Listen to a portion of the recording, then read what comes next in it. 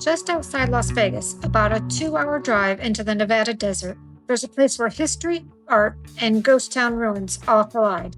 Today, we're taking you on a full tour of Rhyolite, one of the most fascinating abandoned towns in the West, plus the famous Bottle House and the surreal ghost sculptures at the Goldwell Open Air Museum. If you've ever wondered what a real Nevada boomtown looked like, or wanted to explore a desert art installation that feels straight out of another world, this is the trip.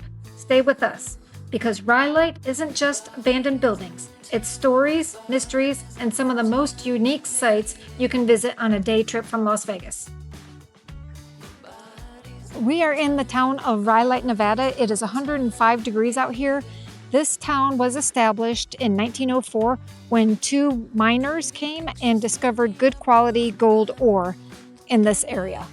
It went from a tent city to a little town with street lights, paved roads, and a water system in just a few short years. And this is the original train station. At one point in time, there were 3 rail lines that came in here, connected Rhyolite to the outside world. Shortly after this place became a ghost town, they reopened this thing as a casino and a cafe. It's like one of the original rail cars here in Rhyolite. Behind me is the Overberry building, which is left of it. It was built in 1907 and abandoned in 1910. It was the largest stone building and the first general purpose building in this area. And it also held a stock brokerage firm. This is the famous Cook Bank building. It was built at an astronomical cost of $90,000. It had marble floors. It had stained glass windows, which were imported, and time-locked safes that were kept in the basement. Imagine, I think it was beautiful at one point in time. And it actually is one of the most photographed buildings in Rhyolite. Right now we're standing in the middle of the red light district. This looks like it may have been a brothel at one time. And it may have been home to one of the most famous residents here. It was Mona Bell. There are several foundations right here in this area by the red light district, right down the street from the Bottle House. Not sure which one of these is the Monaco Saloon though. And now we are at the jail where I'm sure her killer had spent some time.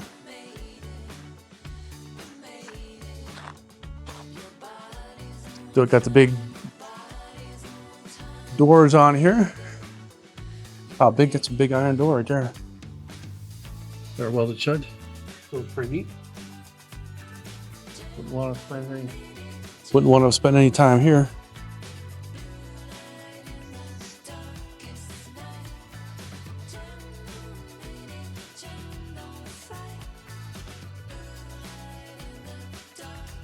Another cool looking iron door.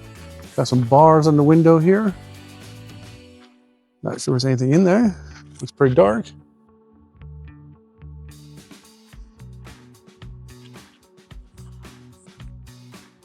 I imagine over here in the red light district was not only brothels but saloons. One of them was the Monaco Saloon.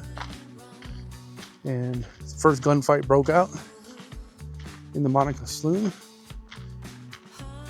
2 young men got in an argument about something, about dinner time. And when they went ahead and had their gunfight, they were so close together that the barrels almost touched. And by the time they were done shooting, they're both dead. So that was the first gunfight in Rhyolite.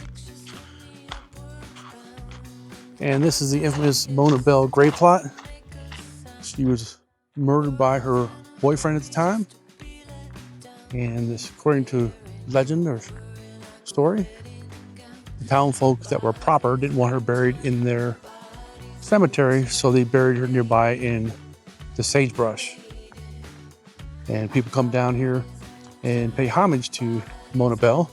Well, the interesting twist is that the grave itself is actually empty because Mona Bell's real husband came down and claimed the body after he found out about her murder and took her back to Washington State to be buried in an actual cemetery. The gravesite itself did not appear until like 20 years after. This town disappeared almost quickly as it was founded.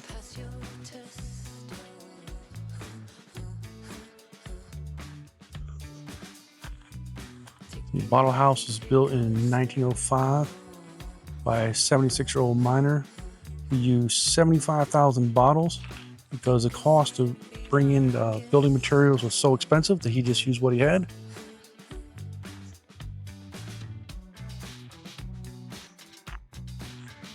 Bunch of antiques in here. Bunch of stuff he must have used.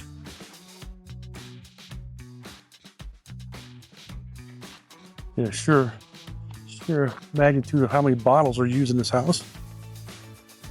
In 1925, it was totally restored by Hollywood to make a movie called The Airmail. It was actually a silent movie.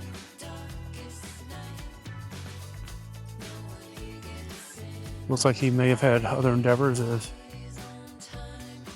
you can see here.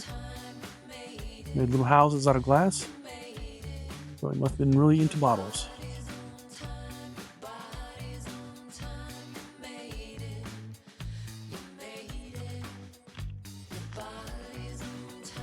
Beautiful old tree. Some cool looking bottles.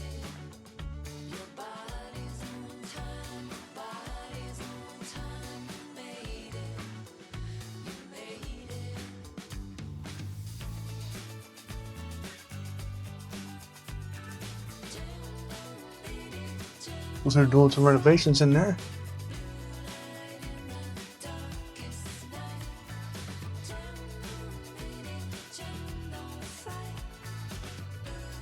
There's some DJ Hostetter Stomach Bitters. Wow, that's a lot of neat looking bottles, I can only imagine.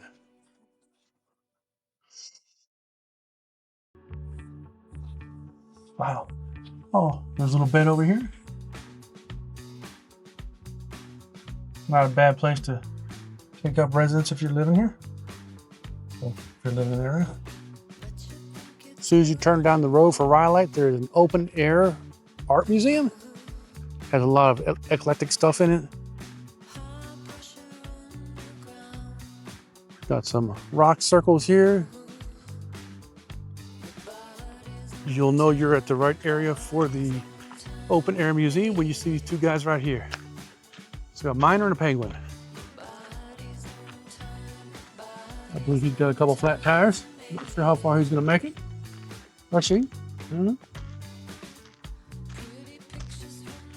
It says to watch out for rattlesnakes and keep off the artwork.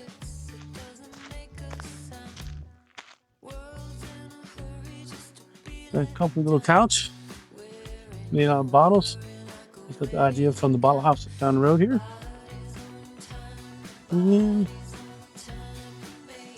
got some origami right here.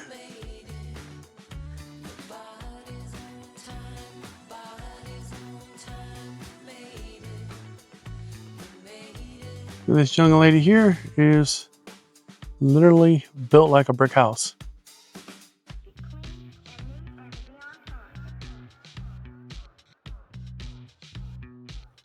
Got some other art over here. Looks like some kind of whitewashed stuff. And I think there's a little museum right there. You got this little guy over here hanging out looking at his bike. We'd love to hear your thoughts. What surprised you most about Rhyolite?